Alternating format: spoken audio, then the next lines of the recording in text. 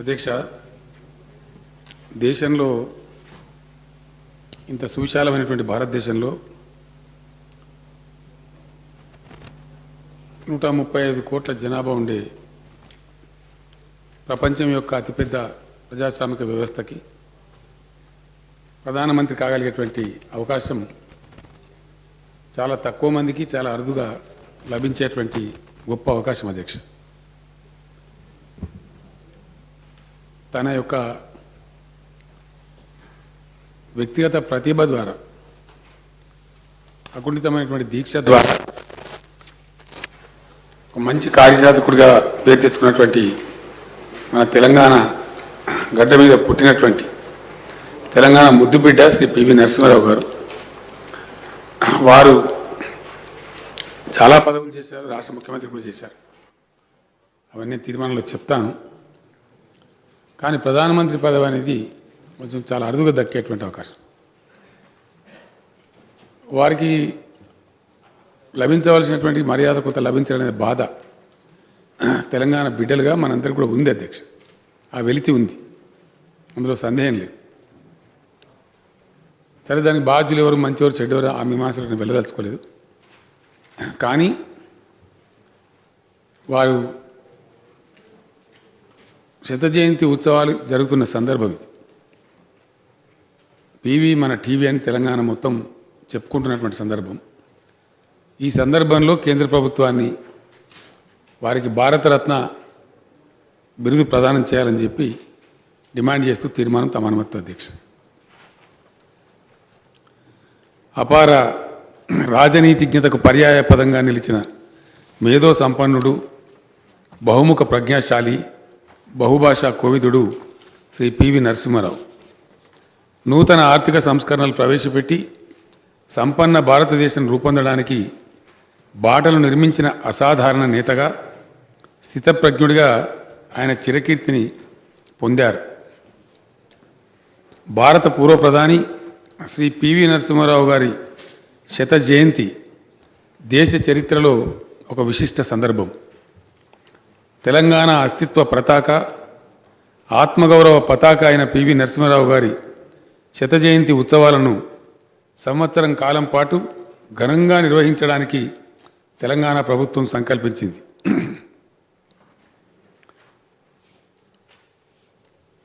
20వ సంవత్సరం జూన్ 28వ తేదీన పివి జ్ఞానభూమిలో ఘనంగా ప్రారంభోత్సవాన్ని నిర్వహించింది.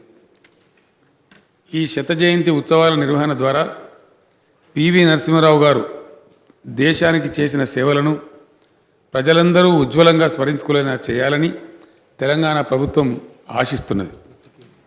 ఈరోజు ప్రపంచంలో అత్యంత వేగంగా అభివృద్ధి చెందుతున్న దేశాలలో ఒకటిగా భారతదేశం నిలవడానికి, ప్రపంచంలో అతిపెద్ద ఆర్థిక వ్యవస్థలలో ఒకటిగా భారతదేశం పురోగమించడానికి మూల కారకుడు శ్రీ పివి నరసింహారావు.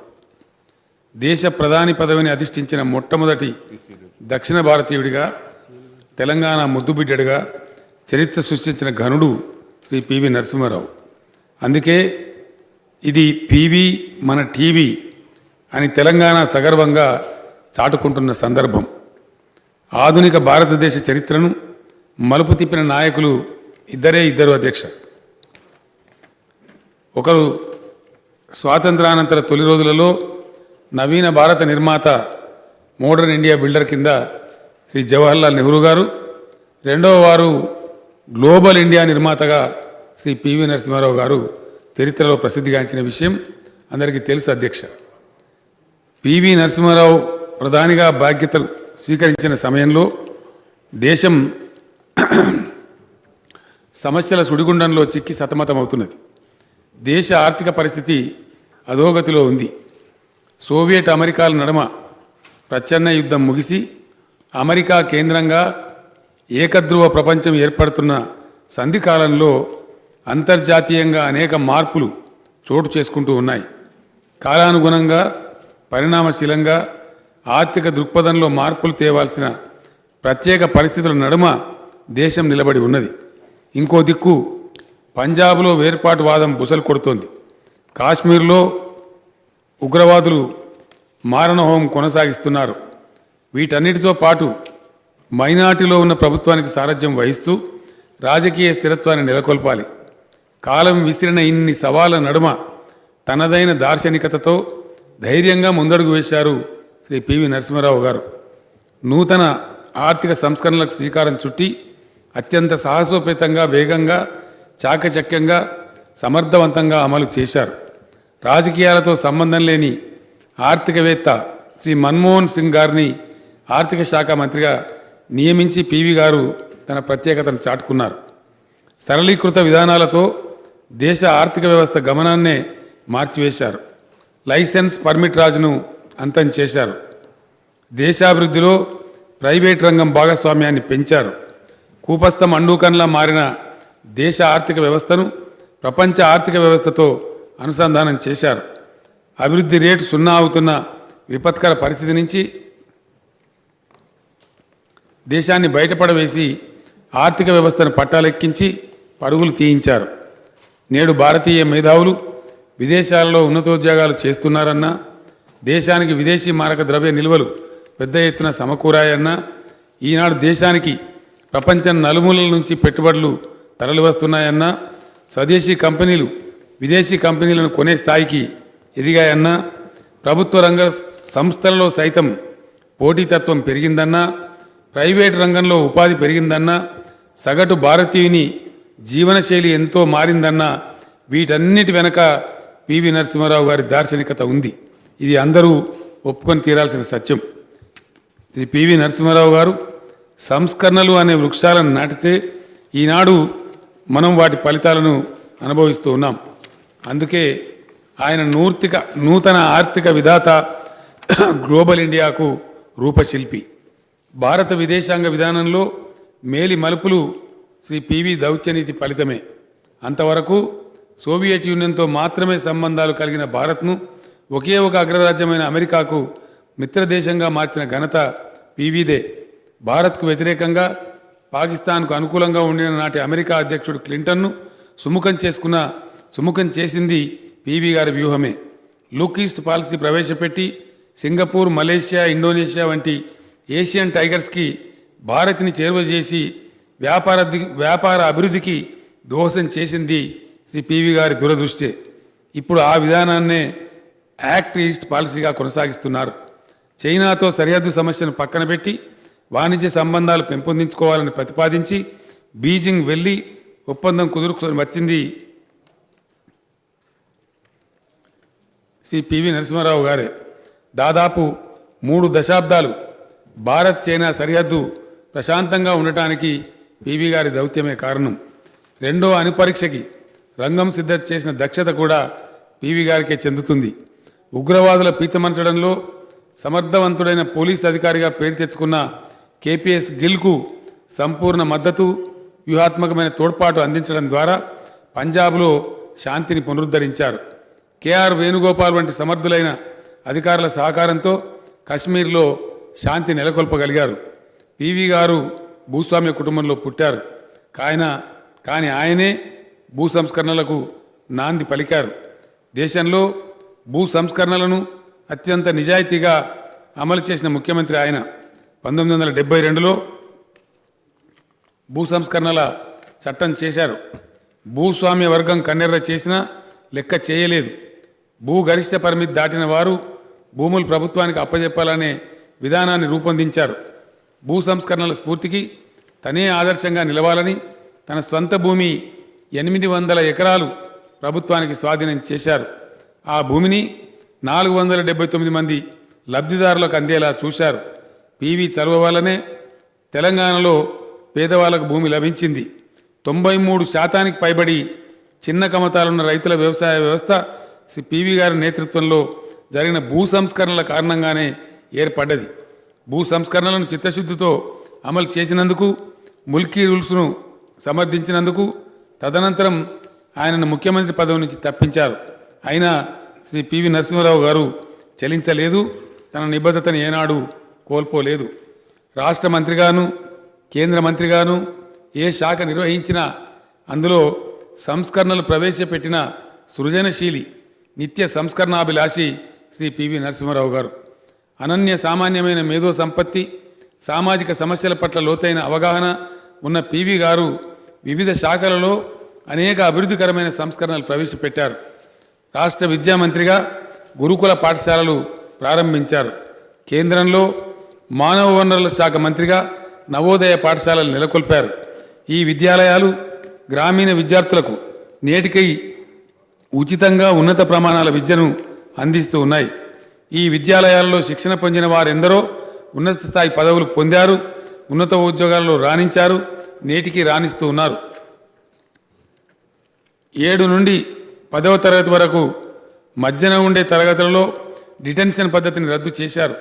పిల్లలు జీతగాళ్లుగా, బాల కార్మికులుగా, డ్రాప్ అవుట్స్గా మిగిలిపోతున్నారనే ఉద్దేశంతో మానవీయ కోణంలో ఆలోచించి ఆయన ఈ సంస్కరణలు చేశారు. అన్ని కోర్సుల అకాడమిక్ పుస్తకాలన్నీ తెలుగులో లభించాలనే ఉద్దేశంతో తెలుగు అకాడమీని నెలకొల్పారు. జైళ్ల మంత్రిగా బహిరంగ జైళ్ల విధానం ప్రవేశపెట్టారు. శిక్షార్హులలో, ఖైదీలలో పరివర్తనకు ఓపెన్ జైలు ఉపయోగపడతాని విశ్వసించిన మానవీయ మూర్తి శ్రీ పివి నరసింహారావు గారు. విదేశాంగ మంత్రిగా ఇజ్రాయెల్ను గుర్తించి ఆ దేశంతో ప్రప్రథమంగా దౌత్య సంబంధాలు నెలకొల్పారు. దేశీయాంగ మంత్రిగా, రక్షణ మంత్రిగా విధానపరంగా అనేక కొత్త పుంతలు తొక్కారు. అధ్యక్ష, పివి గారి వ్యక్తిత్వం ఒక సహస్రదళ పద్మం. అనేక కోణాలున్న సమున్నత వ్యక్తిత్వం. పివి బహుభాషా కోవిదుడు, మహోన్నత సాహిత్యవేత్త. బాలగంగాధర్ తిలక్, పండిత గోవింద వల్లం పంత్, కెఎం మున్షి, జవహర్లాల్ నెహ్రూ వంటి వారి సరసన లెక్కించదగిన అఖండమైన పాండిత్యం ఉన్నవాడు. తెలుగు, సంస్కృతం, మరాఠీ, కన్నడం, ఉర్దూ, పర్షియన్ మొదలైన భారతీయ భాషలతో పాటు ఇంగ్లీషు, ఫ్రెంచ్ వంటి విదేశీ భాషలలో కూడా అనర్గళంగా ప్రసంగించగలిగిన మహాపండితుడు. రాజకీయాలలో మునిగి తేలుతూనే కవి సామ్రాట్ శ్రీ విశ్వనాథ సత్యనారాయణ గారు రచించిన 1000 పడగలు అనే బృహన్నవలను హిందీ భాషలోకి సహస్ర ఫన్ పేరుతో అనుసృజించారు. అందరూ 1000 పడగల నవలకు పివి గారు చేసింది అనువాదం అనుకుంటారు, కానీ అది అనుసృజన అని స్వయంగా విశ్వనాథ సత్యనారాయణ గారే పేర్కొన్నారు. 1000 పడగల నవల అనేక పాత్రలు, సన్నివేశాలతో ఒక ఇతిహాసం వలె ఉంటుంది. క్లిష్టతరమైన ఈ నవలను పివి అనుసృజన చేసిన తీరు చూస్తే హిందీ నుంచి తెలుగులోకి నేను అనువాదం చేశానా అనేంత గొప్పగా ఉన్నదని విశ్వనాథ సత్యనారాయణ గారు అంతటి వారు అంతగా ప్రశంసించారంటే పివి గారి పాండిత్యం ఎంత గొప్పదో అర్థం చేసుకోవచ్చు. 1000 పడగల నవలను బ్రిటిష్ సామ్రాజ్యవాదం మీద తిరుగుబాటుగా శ్రీ పివి గారు అభివర్ణించారు. అబలా జీవితం అనే మరాఠీ నవలను తెలుగులోకి అనువాదం చేశారు. తెలంగాణ సాయుధ పోరాటంలో తన అనుభవాలకు అక్షర రూపాన్ని ఇస్తూ గుల్లరామవ్వ అనే అత్యద్భుతమైన కథ వారు స్వయంగా రాశారు. ఈ కథలో ఆనాడు తెలంగాణలో రామవ్వ వంటి సామాన్యులు చేసిన త్యాగాలను గొప్పగా చిత్రించారు. ఇంకా ఎన్నో కథలు, పద్యాలు, గేయాలు, నవలికలు రాశారు. ఆయన ఉపన్యాసాలలో భాషా సాహిత్య పరిమళాలు గుబారించేవి. ఆయన అసమాన పాండిత్యం అద్భుత తేజస్సుతో ప్రకాశించేది.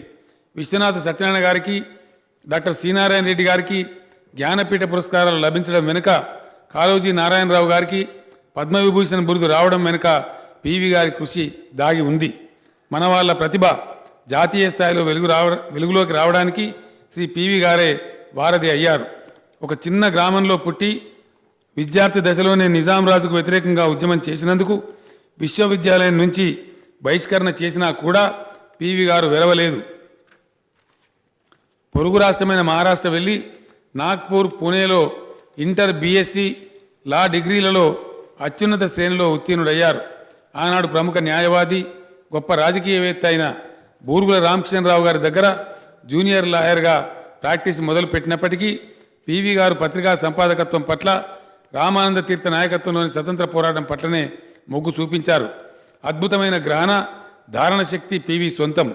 పేదల పట్ల సానుభూతి, ప్రయోగశీలత, పార్టీ పట్ల, ఆదర్శాల పట్ల అంకిత భావంతో పివి గారు రాజకీయ ప్రస్థానం సాగించారు.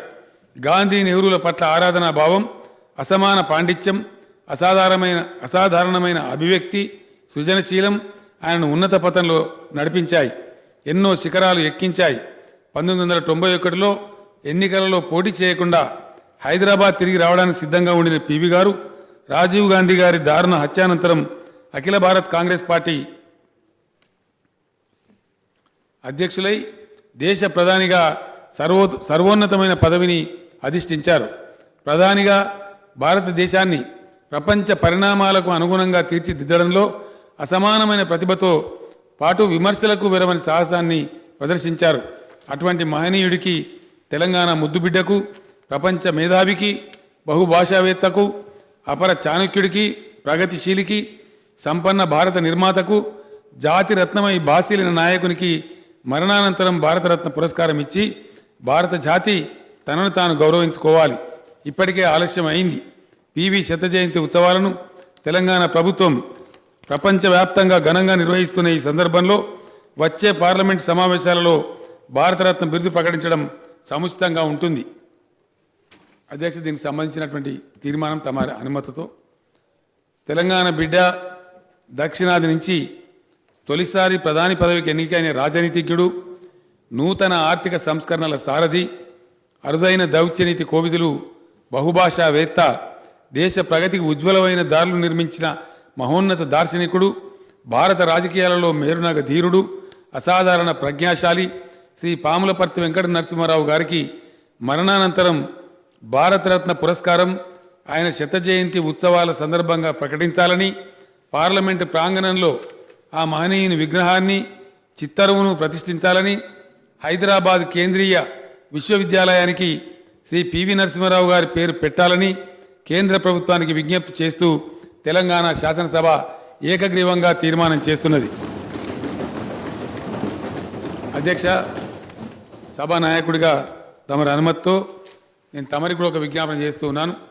పివి నరసింహారావు గారు నేను ఇందాక వివరించినట్టుగా దేశానికి, మన రాష్ట్రానికి కూడా అనేకమైన సేవలు చేశారు. సుదీర్ఘకాలం పాటు శాసనసభ్యుడిగా, మంత్రిగా, ముఖ్యమంత్రిగా, భాషావేత్తగా అనేకమైనటువంటి సేవలు అందించారు అధ్యక్ష. కాబట్టి వారి తైలవర్ణ చిత్రం మన శాసనసభలో కూడా వారి గౌరవానికి తగు రీతిలో తమరు ప్రతిష్ఠింపజేయాలని, మమ్మల్ని అందరినీ కూడా ఆహ్వానించి ఘనమైనటువంటి ఫంక్షన్ నిర్వహించాలని వినయపూర్వకంగా తమరిని అభ్యర్థిస్తున్న అధ్యక్ష. తమరు ప్రకటిస్తారని కూడా తమ ప్రకటన కోసం ఆశిస్తూ నేను విరమిస్తా ఉన్నా అధ్యక్ష.